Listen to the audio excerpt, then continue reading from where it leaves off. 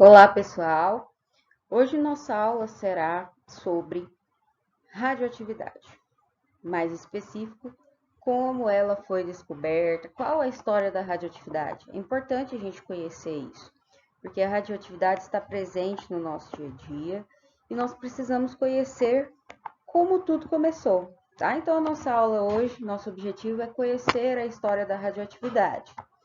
Vamos lá. Como foi o primeiro evento, o primeiro pesquisador que começou a discutir sobre a radioatividade, né?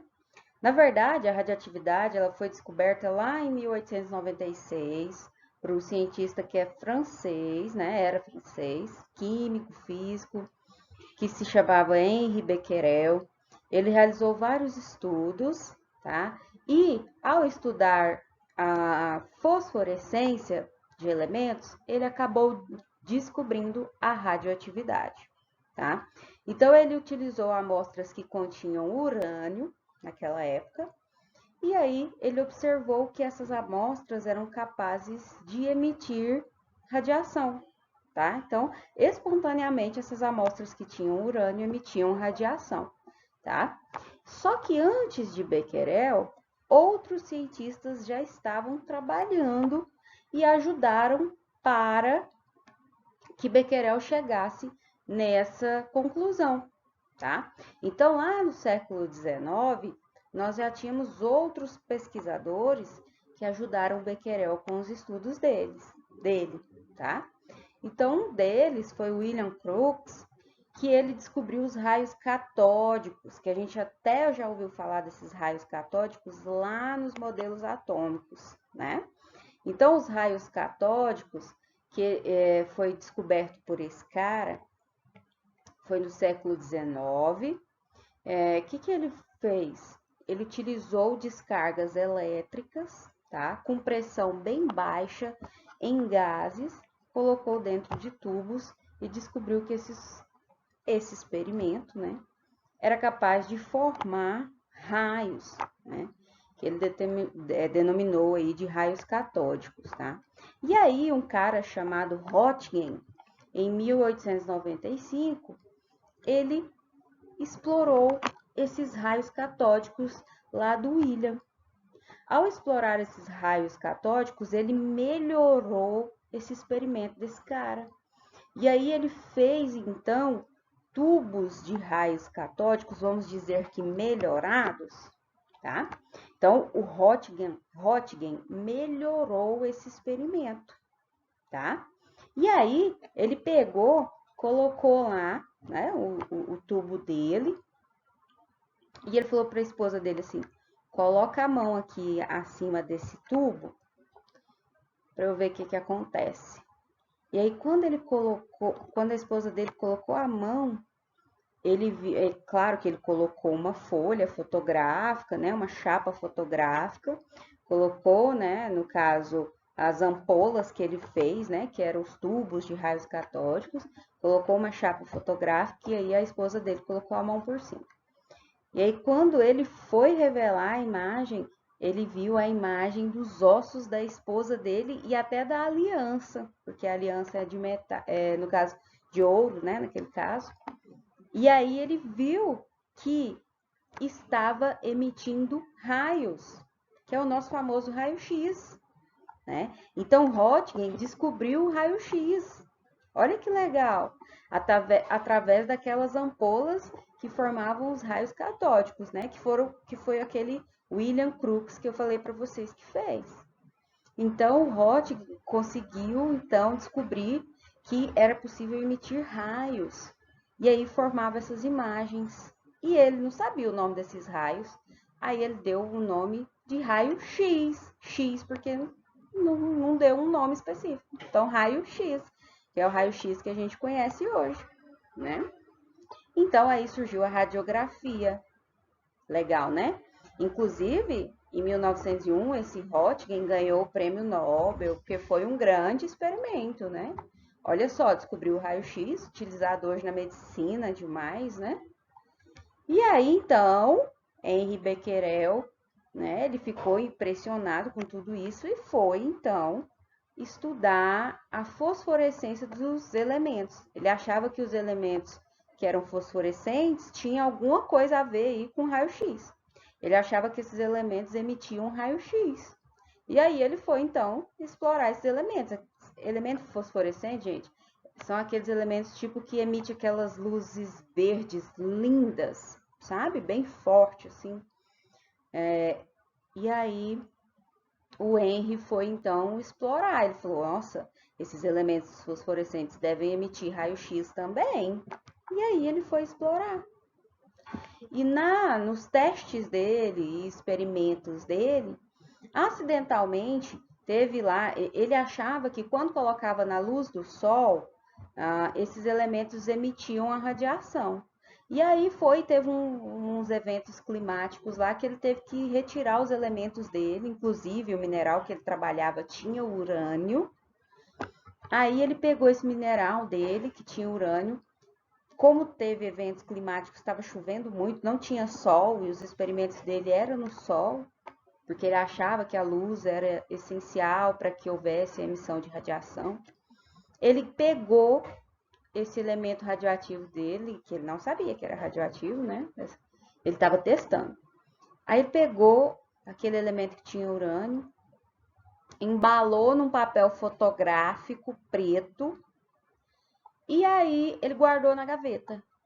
Esperou o tempo voltar, né? O tempo melhorar.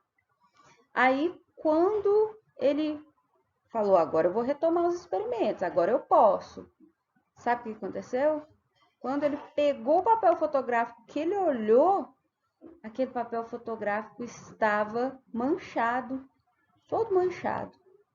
E aí ele percebeu que aquele elemento de urânio ele estava emitindo radiação e essa radiação foi capaz de manchar o papel fotográfico. Então Becquerel mostrou, né, depois de entender todo aquele fato que foi ao acaso até, né, ele mostrou que os sais, os elementos químicos, inclusive ele descobriu que era o urânio, no caso dele, né, esses sais eles eram capazes de emitir espontaneamente radiação.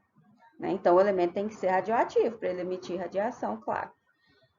E lembrando que radioativo é quando tem um núcleo instável. E aí, toda essa descoberta rendeu para ele também um prêmio Nobel lá em 1903. Né? Muito importante. E aí, vendo tudo isso, surgiu um casalzão, que é o casal Curie, tá? O Curie. E esse casal, eles foram o ponto que faltava para a descoberta da radioatividade. Com destaque para Marie Curie. A Marie é a mãe da radioatividade, então a gente não pode esquecer da Marie Curie. A Marie, ela é, gente, ela foi, né, excepcional. Ela viu lá os estudos de Becquerel, né, que foi com o urânio, e ela ficou maravilhada com aquilo. E aí, então, o que ela fez? Ela falou, eu vou investigar aqui, então, outro elemento. E aí, ela resolveu estudar um elemento químico lá que ela tinha, que era a petblenda. Esse nome estranho mesmo. E aí, ela pegou essa petblenda e ela sabia que ela imaginava que ela emitia raios, radiação.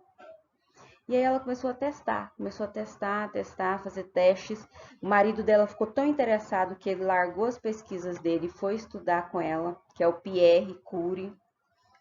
E aí, quando eles terminaram os testes deles, eles descobriram 2 novos elementos radioativos, que é o rádio e o polônio. Inclusive, o polônio recebeu esse nome em homenagem à cidade natal dela, que era a Polônia. Então, a Marie Curie e o Pierre fizeram vários experimentos com a petblenda e descobriram 2 novos elementos radioativos. Os 2 novos, eles descreveram eles. Isso, inclusive, foi tão grande um marco para a ciência que eles ganharam o prêmio Nobel por isso, tá? Primeiro junto com Becquerel, lá em 1903. Depois, a Marie, como ela foi pioneira, o marido dela só ajudou ela ela ganhou um prêmio Nobel de Química sozinha em 1911. E ela foi a primeira mulher a ganhar o prêmio Nobel. Tem um filme sobre ela para quem quiser assistir, tá? E ela é excepcional. Ela se tornou uma primeira professora de uma universidade, lá onde ela vivia, né? Então, assim, naquela época, gente, imagina, 1900, 1800 e uns quebrados, né? 1890 alguma coisa, as mulheres não tinham espaço na ciência. As mulheres não eram aceitas. Não tinha professora, né? Nós tínhamos professores. Então, a Marie quebrou barreiras, né? E ela fez uma grande história, tá? Inclusive, o termo radioatividade foi criado pela Marie.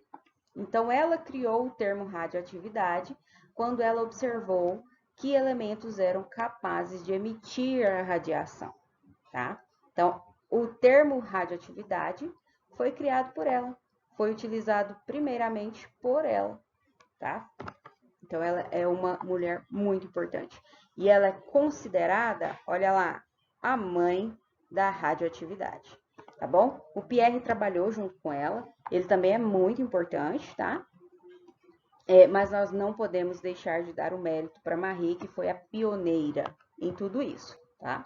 Depois dos dois que descobriram, então, e eles descreveram a radioatividade.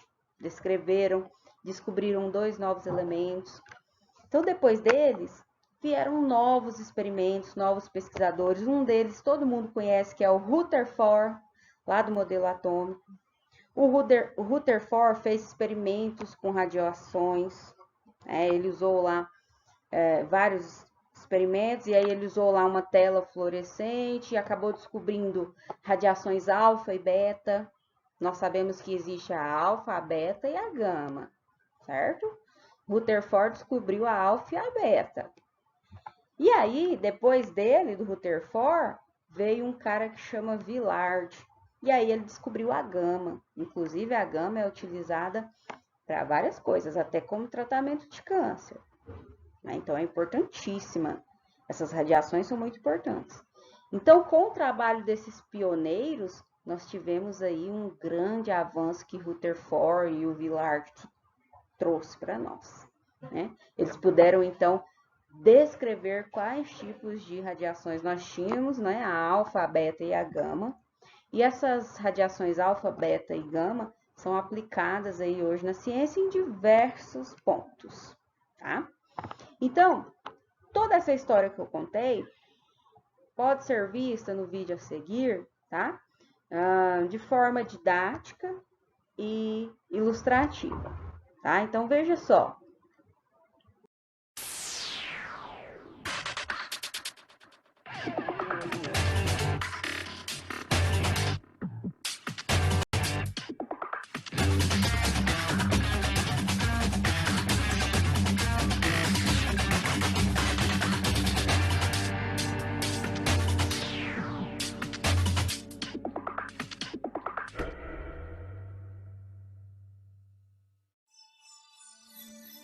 Quando você pensa em radioatividade, que imagens vêm à sua mente? Elementos nocivos à saúde? Resíduos de usinas nucleares? Lixo atômico? Artefatos criados pelo homem no século XX, como a bomba atômica ou o submarino nuclear? A radioatividade, como qualquer fenômeno natural, existe na Terra desde o princípio dos tempos.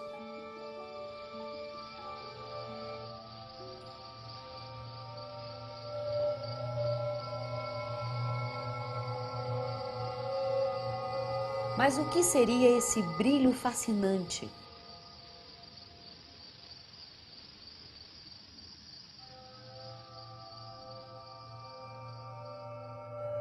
Um marco no desenvolvimento desse conhecimento foi a descoberta que o cientista alemão Wilhelm Conrad Röntgen fez em 1895, a radiação que ele batizou de raios X.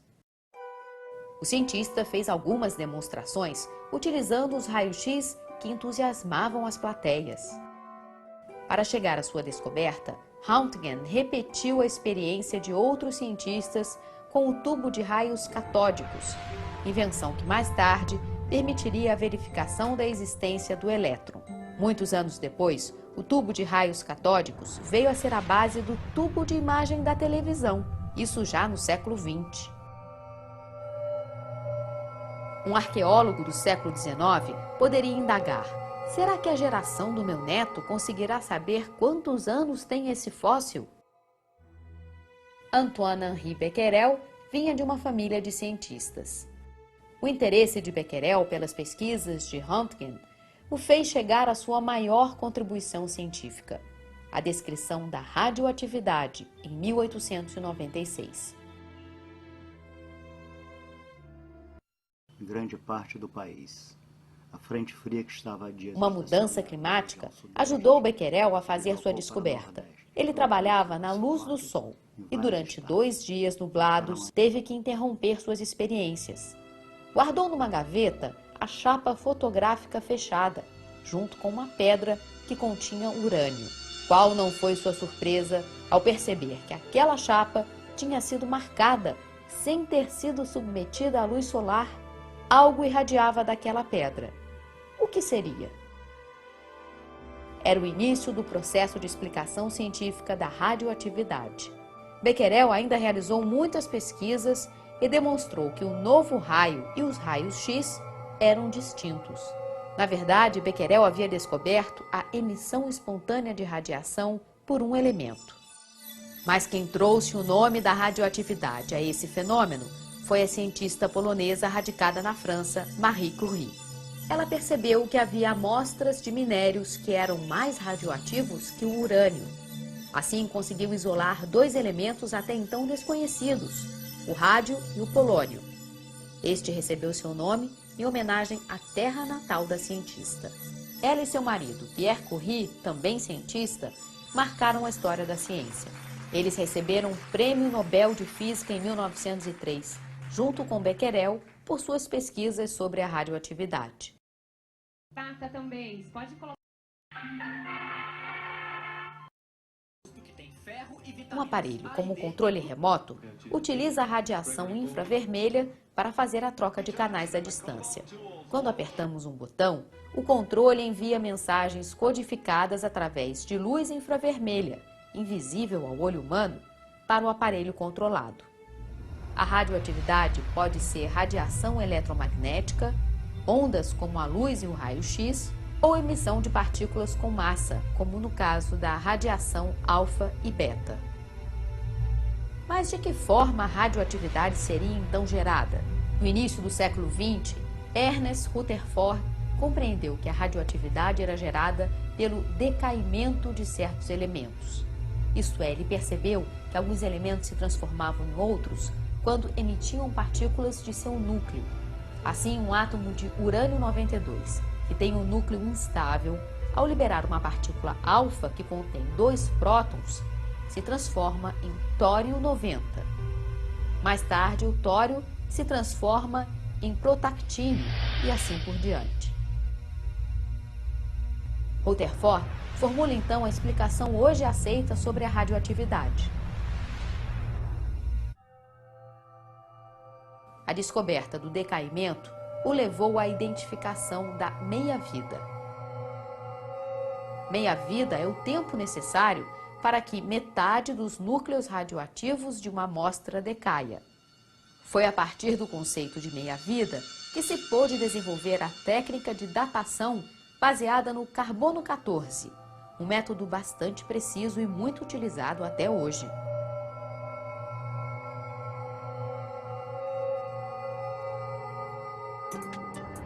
Rutherford já havia descoberto a existência de 2 tipos distintos de radiação, que ele chamou de alfa e beta, sendo este último mais penetrante. Depois descobriu a radiação gama, ainda mais penetrante. O grande salto proporcionado por Rutherford foi trazer a compreensão de que a radioatividade independe do estado químico do elemento. Graças à famosa experiência da folha de ouro, realizada em 1908, o grupo de Rutherford conseguiu provar que o átomo possui um núcleo. A radioatividade não é uma reação química, mas nuclear.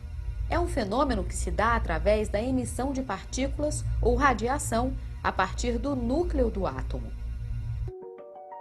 Nesse mesmo ano, o cientista neozelandês radicado na Inglaterra recebe o Prêmio Nobel de Química.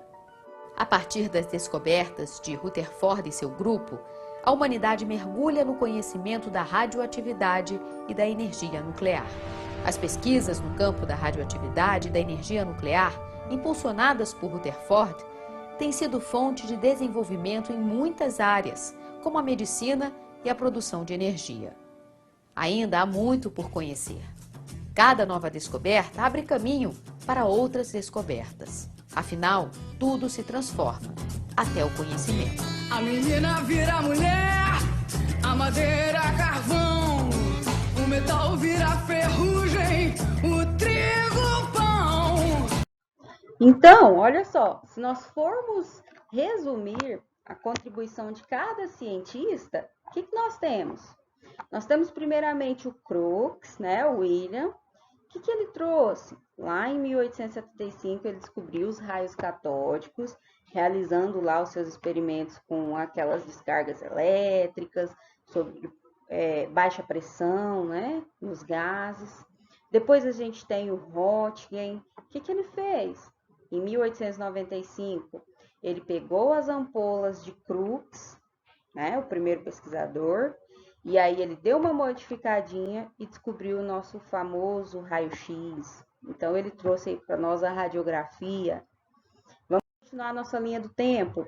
Depois veio o Becquerel, interessado em tudo isso, e em 1896, estudando lá os sais com urânio, ele percebeu que uma substância pode emitir radiação de forma espontânea. Quando ele deixou lá na gaveta aqueles sais dele, ele viu isso.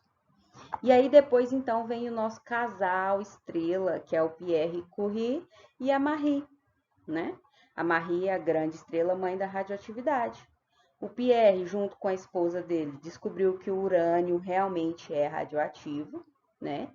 E a Marie, claro que com a ajuda do esposo, porém pioneira, tudo encabeçado por ela, né? Ela como líder, os estudos eram dela, descobriu o polônio e o rádio, dois novos elementos que nunca haviam sido descritos, e ainda ela descobriu que eram radioativos, né? E aí ela usou o termo radioatividade pela primeira vez e descreveu esse fenômeno.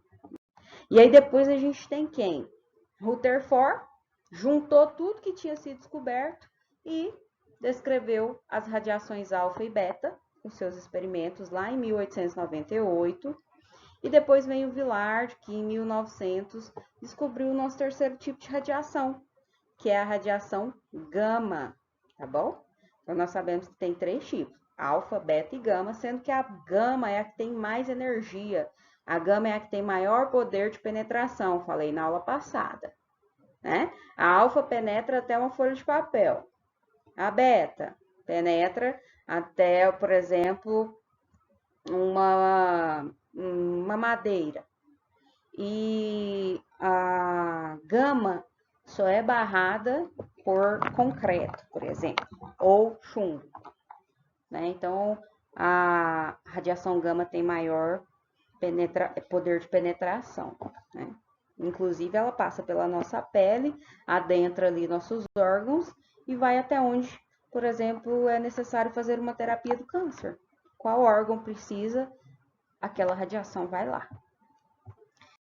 Beleza. Então, frente a tanta descoberta, a tanto estudo com a radioatividade, vários elementos descobertos, certo? O comportamento desses elementos também foi descrito. O que a sociedade fez? Usou isso a seu favor, né?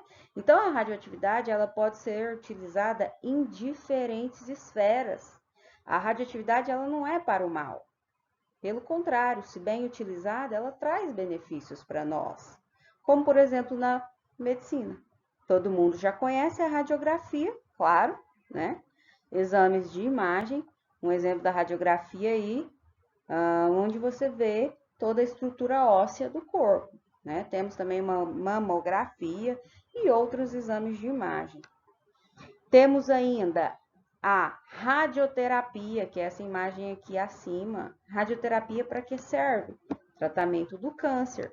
Então, quando precisa, a pessoa tem um câncer que está se espalhando, é preciso um tratamento mais agressivo.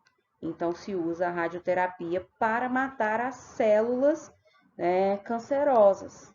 Tá? Então, a gente usa aqui a radioterapia. Esses aparelhos grandões aqui, ó, são os aparelhos que vão emitir a radiação. E aí eles calculam a região correta, o órgão que é para ir aquela radiação. Tem todo o protocolo por trás, não é feito de qualquer jeito, tá? A gente também tem o uso da radioatividade na indústria e na agricultura. Na indústria, por exemplo, seringa tem que ser esterilizada, luva tem que ser esterilizada, tubos precisam ser esterilizados. Tudo isso é feito com radiação, né? Às vezes vocês nem imaginavam, mas é feito com radiação. Na agricultura também, ó, a gente tem a incidência de radiação em plantios para evitar pragas. Olha só, a gente inibe praga com radiação. Então, você impede que a praga se multiplique lá na sua plantação ou no seu cultivo, tá? Outra coisa, quer conservar algum produto seu, igual aqui na fotinha, ó. A gente tem aqui o morango sadio, bonito, que foi tratado com raios gama.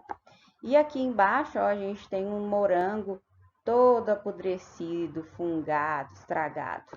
Por quê? Porque ele não foi tratado com radiação, ele está no ambiente e aí ele foi, então, colonizado por fungos e por micro-organismos, né? No morango tratado, a radiação eliminou os micro-organismos, então conservou. E na foto de baixo a gente não teve a eliminação desses micro-organismos. Acaba que perde mais rápido, né? É isso que acontece. Então, quer conservar, a indústria usa radiação. Quer evitar praga, a indústria usa, tá? Então, assim, a radiação tem grandes contribuições para nós, tanto na indústria, quanto na agricultura, quanto na medicina. É muito importante.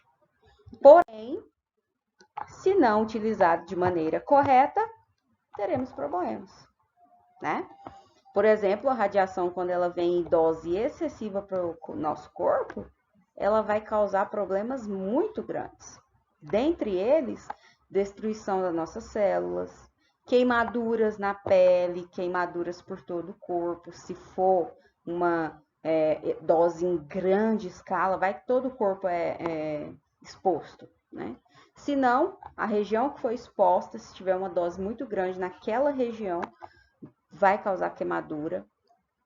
Pode ter lesões do sistema nervoso, então a pessoa vai ter danos no cérebro ou na coordenação, supondo que atingiu a parte do sistema nervoso responsável pela coordenação motora. Então a pessoa perde a coordenação motora. Então vai depender da região do sistema nervoso que vai atingir, né? Na parte gastrointestinal, em vários locais do nosso corpo vão ser atingidos, né? Vai depender de onde a radiação vai atingir, tá? Então, são grandes problemas, doses excessivas, né? Causam grandes problemas. O mais importante é destruição das células e causa mutação no nosso DNA, altera o nosso DNA. Se altera o nosso DNA, nós teremos câncer. Então, radiação, além de destruição de células, pode causar câncer. É preciso ter cuidado. No entanto, que pessoas que trabalham com, por exemplo, raio-x não é uma radiação, tipo de radiação lá que a gente tem, elas têm todo um cuidado, elas usam roupas especiais, elas trabalham protegidas atrás de paredes que possuem chumbo ou uma extensão de concreto, né? Uma parede de concreto no tamanho ideal, para que não recebam radiação, né? Então, as pessoas que trabalham, por exemplo, lá nas clínicas de diagnóstico, elas têm que seguir protocolos, porque se elas ficarem expostas às radiações, logo elas terão os problemas que nós citamos, logo terão câncer, e aí a vida delas será curta, né? Então, precisa ter cuidado. Outra coisa, a gente vê o símbolo de radiação, né? A gente vê em filme, vê na TV, né? Esses símbolos de radiação. E ele serve para mostrar que naquela região, onde está o símbolo, você vê que naquela região nós temos radiação acima dos valores encontrados no meio ambiente. Radiação, gente, é normal em qualquer lugar do planeta. Vai ter substância emitindo radiação. Natural. Porém, quando passa desse valor natural, aí esse símbolo vai estar presente, avisando que lá não se deve permanecer, não se deve estar. É um aviso de perigo, tá? Então, esse aviso aí é importantíssimo ser seguido. Cai fora. É para isso que serve, tá bom? Outra coisa, a radiação, ela também é utilizada, né, voltando lá nos benefícios, em usina nuclear, para gerar energia. A gente vai até falar isso em outra aula. E isso gera um problema, voltando agora para o malefício, que é a produção de lixo. O lixo nuclear, ele não tem lugar no mundo que se coloque. Por quê? Porque esse lixo vai continuar emitindo radiação. E onde você colocar, ele vai contaminar. Então, onde você vai colocar no planeta que não pode contaminar? Não existe. Todo local que a gente colocar no planeta Terra não pode ser contaminado, é perigoso, né? Perigoso para a vida animal, para a vida vegetal, para nós. Então, o lixo nuclear é um grande problema, tá? E deve ser pensado sobre isso. Vocês podem pensar um pouco sobre isso e depois discutir comigo em sala de aula, tá? Dei uma lida sobre isso para a gente conversar sobre a grande produção de lixo nuclear e o que fazer com ele, tá bom? Então é isso, pessoal. Até a próxima aula dessa semana ainda. Tchau!